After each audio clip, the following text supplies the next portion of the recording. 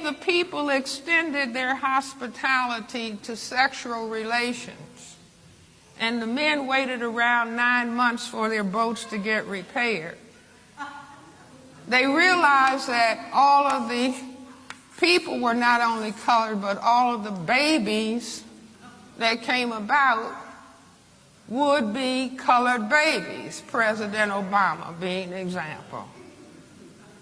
So I maintain they didn't have to have a big conference hall, big church, but they realized if everybody is colored and everybody is genetically dominant, unless we control all of these people, these men might get in boats.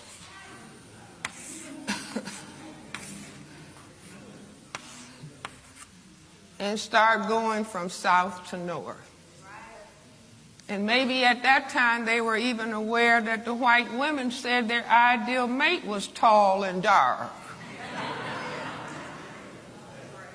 So they realized, I maintain at that point, that white could disappear.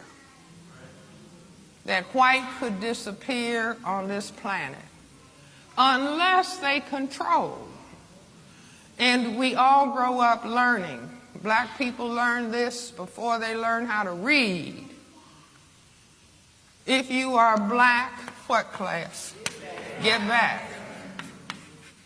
If you are brown, stick around. If you're yellow, you're mellow. And if you're white, you're all right. Now I can say this in London, England, and the audience knows if you're black, get back, brown, stick around, yellow, mellow. Wherever white people have been where there are colored people, if they stayed around to make a color mix, that people start learning this. But most people don't understand, you just learn.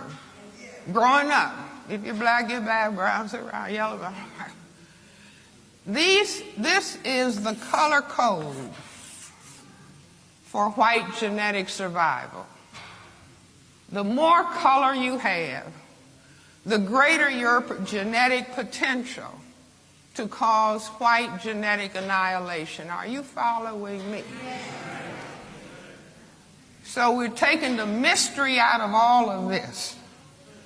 But beyond that, see, all over this country, we are looking at a certain dynamic taking place. And I basically say we are on a genocide slide. Do you see that if people, certain people, are fearful of the genetic power of another group of people, then they will try consciously and or subconsciously to destroy those people. It's as though they have been labeled a genetic enemy. And so if you went to the prison, you will see more people at this color end than at this color end. Do you follow what I'm saying? Beyond that, men and women may be equal as human beings. See, the audience got quiet. What is she going to say? Do you see, but it's only men, it's only males who can impose sexual intercourse. Are you following me? See, Sally Hemings didn't rape Thomas Jefferson.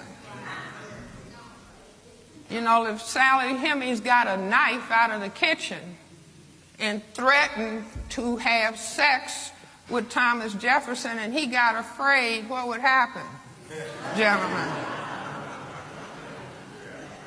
See, now I don't know if everybody got that lesson in physiology, but men know.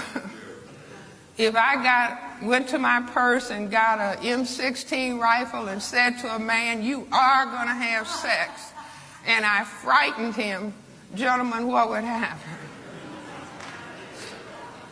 See, an erection cannot be maintained in the presence of fear. That's just fundamental physiology. The Creator made it that way. So a man wouldn't be, distracted by pleasure when he needed to run because of fear.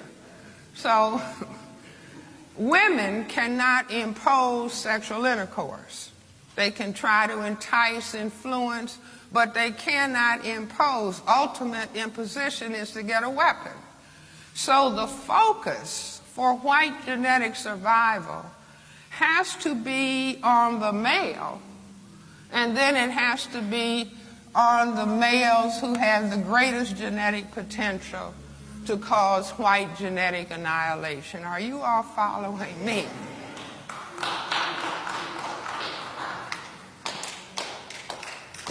So Neely Fuller has told us that we're dealing with a system, and the system, to maintain the power equation of white power over a relative non-white powerlessness. Now, he doesn't say for the purpose of genetic survival. That's Francis Welsing's contribution. Okay, but I say this power equation is the white genetic survival power equation necessity. And the system functions in economics, education, entertainment, labor, law, politics, religion, sex, and war. Now, we are in a temple called the Shrine of the Black Madonna. Now, we can go back in history, and the paleontologists and anthropologists are telling us that black people were the parents, the first people. I'm not talking about some higher primate. I'm talking about human beings. Black people are the first people. Black people are the mothers and fathers of everybody on this planet. The first people to know about God. The first people to be mathematicians, architects, scientists, philosophers, to know about astronomy. But when the people who classify themselves as white started taking over, they knew of the critical importance in the area of religion of telling people, the whole world of colored people, that God was white.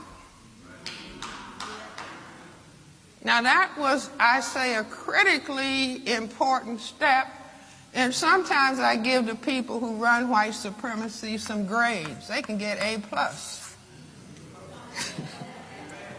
Because that was a very strategic move. Do you see, to say, well, wait a minute, it's more of them than us. So first, if we conquer them, then we can brainwash them and have them think that they are the image of God, and having the people of color praying to white day and night to love them and to save them. And, oh God, why did you make me black?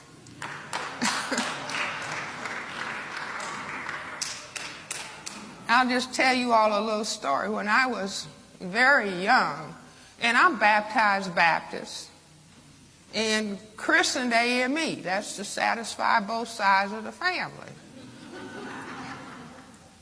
My grandfather was deacon, chairman of the Deacon and Trustee Board at Olivet Baptist Church in Chicago for 35 years. So I'm in church, before you can see straight. But I say this was a strategic move in having, you're at Sunday school every Sunday from the time you can breathe. And I remember looking at the Sunday school card. We used to get Sunday school cards with a little picture of Jesus bowing down in Gethsemane, you know. And so I remember in our pantry, you know, a little room with a lot of shelves and food, and there would be a big box of Quaker Oats on the bottom big shelf.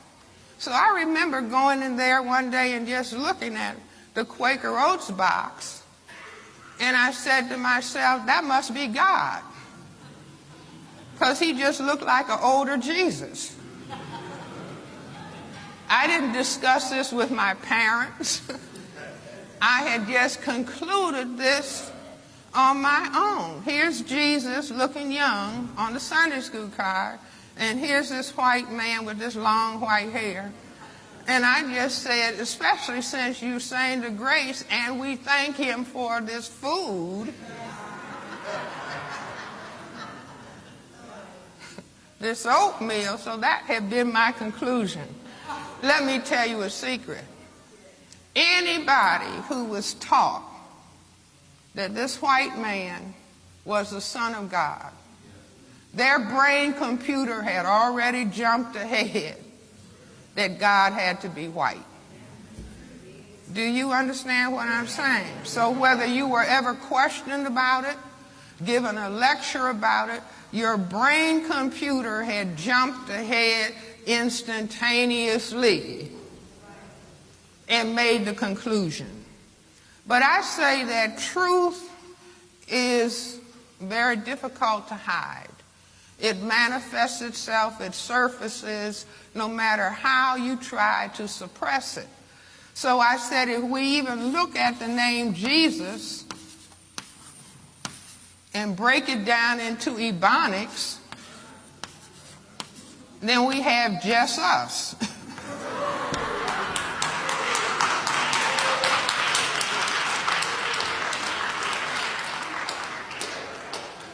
So while we're waiting for somebody else,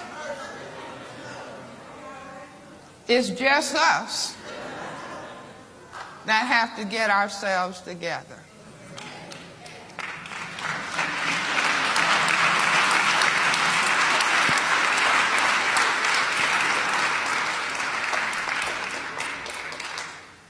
You see, but I say, if you begin to understand what I'm saying about what racism as white supremacy is, not racism and white supremacy. Neely Fuller informs us racism is white supremacy, and white supremacy is racism.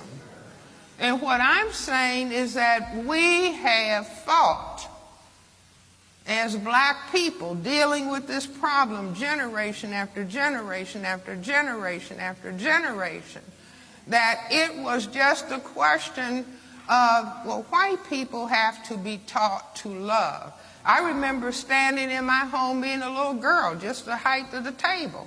My parents were reading the Chicago Defender, my grandmother was there, and they were kind of whispering about a black man having been lynched.